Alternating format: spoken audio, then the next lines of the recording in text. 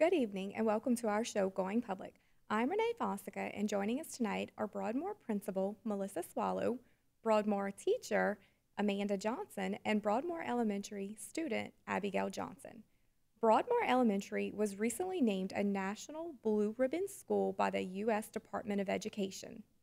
I want to congratulate you guys and your school for earning the title of National Blue Ribbon. That's a big honor. Ms. Swallow, what makes a school a National Blue Ribbon School?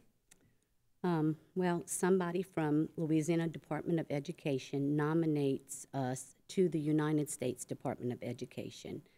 Then I was sent an extensive application packet to fill out.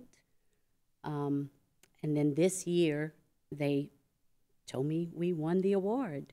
And so what we won the award for was closing the achievement gap among diverse learners consistently over 3 to 5 years. And so they review that data and then they come up Yes. with that. How many National Blue Ribbon schools are there in Louisiana this year? 9. 9. Well, congratulations. Yes. And as an administrator, what words can you use to describe your faculty? My faculty is committed, they're hardworking, selfless, and they're team players. This award is a testament to that. And it's not only just the teachers, because they do they're the academic end of it, but everybody is a team player at Broadmoor. The custodians, the cafeteria workers, the students, the office staff, and the paraprofessionals. Everybody goes the extra mile to help children learn, and not only academically, but socially and emotionally, hoping that we create students who are lifelong learners and ready to be productive citizens of society. It definitely all goes hand in hand. It does. And what are your next goals now that you guys have earned the title of National Blue Ribbon? Well, our overreaching goal every year is to become an A school. We hope that we can continue to adapt to all of the educational changes, as well as overcome some of the changes that we've had to go through after COVID and then Ida, and continue to meet students where they are and help them grow academically and emotionally, socially, and eventually get to that A status. And I'm sure you guys will continue to grow. Tonight, you also brought with you fifth grade teacher Amanda Johnson. How did you guys feel as a faculty when you heard that you were a National Blue Ribbon School? We were very excited. I think it gave us a sense of pride, to let us know that our contribution to the school is being recognized. And we had a lot of support from our family members and community members and friends, calling us and posting on Facebook and sharing about, that our community, reached this achievement. And as a teacher, what words can you use to describe your leadership team? Our leadership team is consistent, they are involved, they are compassionate, and they're fun. And your overall atmosphere at Broadmoor, I know you talked about them being fun. How is the overall atmosphere at your school? Our teachers are very dedicated to making sure that our students achieve the best that they are possibly able to achieve. And so we work very hard, but we also play hard. So we have lots of rewards that the kids earn throughout the year for, different things. And so it kind of balances out. And how will the fact that Broadmoor Elementary is now a blue ribbon school motivate you in the future? Well, like Ms. Swallow said, our goal is to become an A school, and being recognized for the Blue Ribbon School, it kind of tells us that we're on the right path and that we'll be able to make that achievement happen. And how long have you been in education? I've been teaching for 14 years. All right, so a good little bit. And you continue to stay as a teacher, or do you plan to move up? I'm not sure. I'll probably just stay as a teacher. Stay as a teacher. And also joining us tonight, we have Miss Abigail Johnson, who is a fifth grade student. How are you doing today, Abigail? Good. Good. What does it mean to you to be a student at Broadmoor Elementary?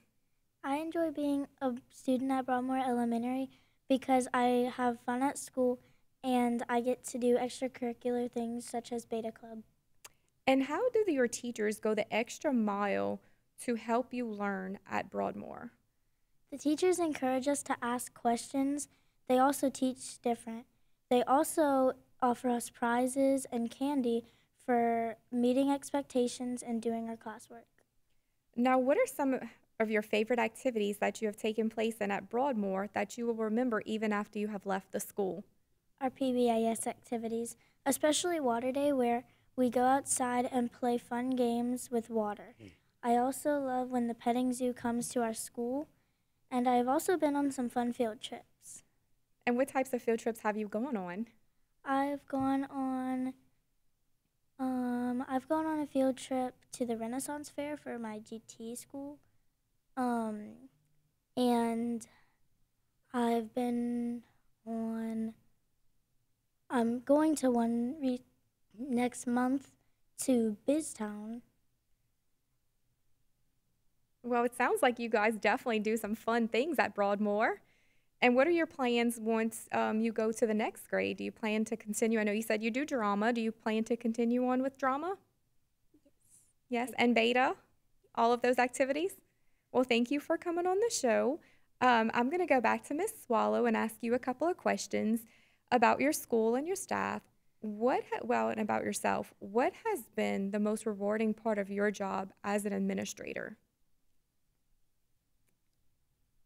I think just watching not only the students grow, but my teachers grow.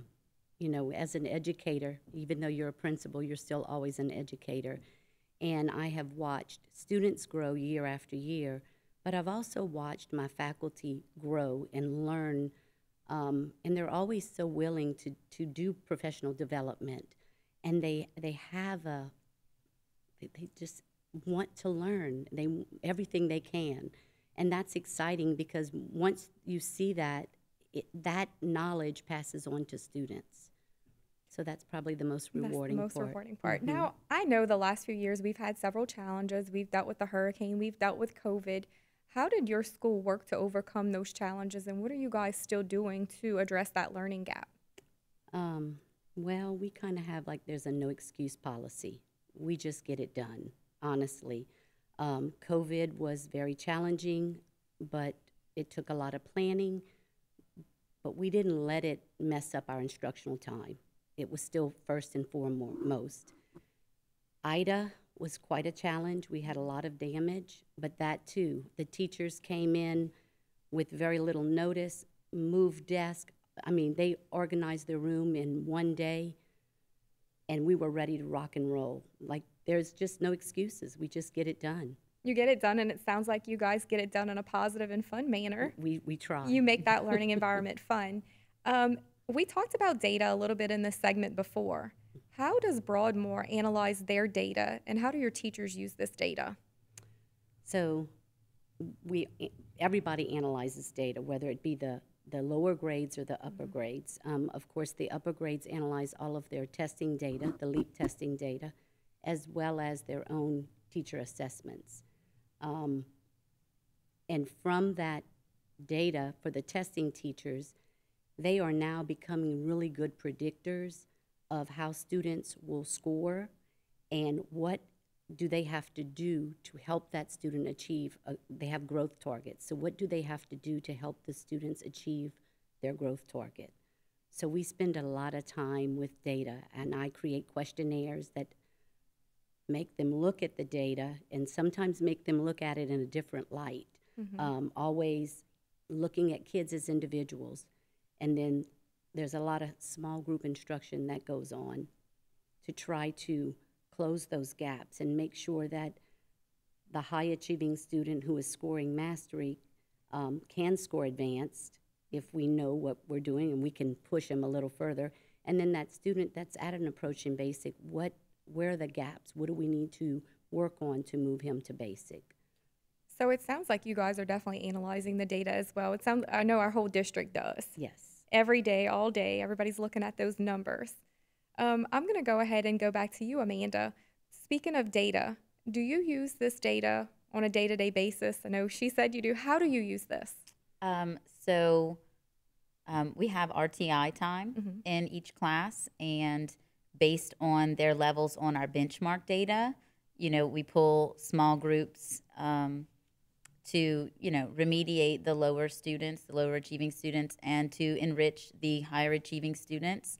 And I use data day to day in my classroom based on if a student didn't get what happened in the lesson the day before, they'll be pulled to small group, and just to make sure that they are understanding what we're doing every day. And what has been the most rewarding part of your job? I know, do you look at these numbers sometimes and go, oh my gosh, this person grew so much? What's been rewarding? It is rewarding whenever, your scores are high, but I feel like it's more rewarding when you see a kid's face when they get something, when they finally understand something that they had been struggling to achieve throughout the whole year. I think that's probably more beneficial than seeing the numbers on the page. Well, I want to thank all of you for joining us tonight, and congratulations once again to Broadmoor for being a National Blue Ribbon School. I would like to thank you, our viewers, for watching. Don't forget to join us every week on Going Public. Good night.